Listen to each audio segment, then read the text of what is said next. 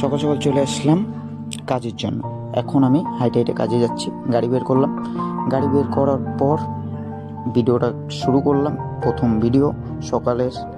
তো ভিডিও শুরু করার পর আমাদের ফুলেশ্বরী বাজারের মজা নিতে নিতে আমি চলে গেলাম এখন মার্কেটের দিকে।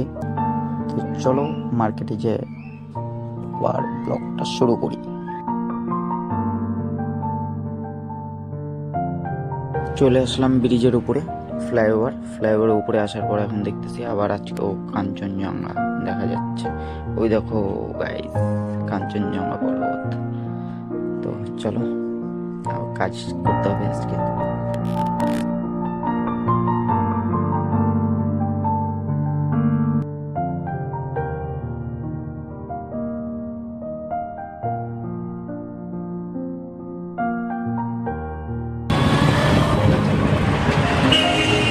চলে আসলাম দাদার দোকানে। দাদার দোকান থেকে আজকে প্রথম ফার্স্ট ভাড়া। তো ওই ভাড়াটা নিয়ে যাবো। এই যে আমার গাড়ি এখানে দাঁড়া করেছে, এখন গাড়িটা লোড হবে। গাড়িটা লোড করার পর তারপরে আমি গাড়িটা নিয়ে বেরোবো। এই যে দাদার দোকান, এই দোকানে একটা দাদা আছে, এই দাদার এখন আমি ভাড়া মারি। তো কি করব, আমি বসে বসে টাইম পাস করতেছিলাম, আর ভালো লাগতেছিল না। তো দাঁড়ায় আছি, আধা ঘন্টা হয়ে গেলো। দাদা বলতেছে দাঁড়া দাঁড়া দাঁড়া দাঁড়া, মাল বেরোচ্ছে, মাল লোড হবে লোড হবে। তো বসেছিলাম, কি করব, গাড়ি এক সাইডে, ও চিন্তা করতেছে কি হবে এখন। তারপরে এই যে ফাইনালি মাল লোড হয়ে গেলো গাড়িতে।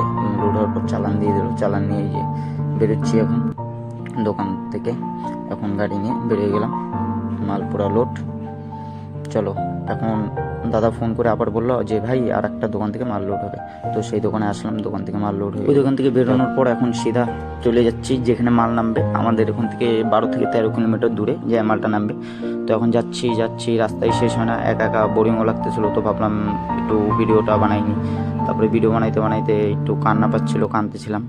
ওই আমার মামা বাড়ির সামনের দিক দেখলাম, তো আমার গার্লফ্রেন্ডের কথা মনে পড়লো, এটা আমার মামা বাড়ি। তো ওর কথা মনে পড়াতে একটু কান্দাকাটি করলাম। তারপরে আইসা বললাম সেই দোকানে, যে দোকানে মালটা আনলোড হবে, ওই দোকানে, এই যে এটা সেই দোকান। তো এই দোকান থেকে এখন মালটা আনলোড করলাম। পুরা ঘামে গেছি, বাপরে, পুরা ভারী ভারী মাল ছিল, তো ওর জন্য প্রচণ্ড ঘামে গেছি। এখন মাল আনলোড করার পর টাকা নিয়ে চলে গেলাম এখন সিধা বাড়ি। আজকে আর কাজ করবো না, ভালো লাগতেছে না।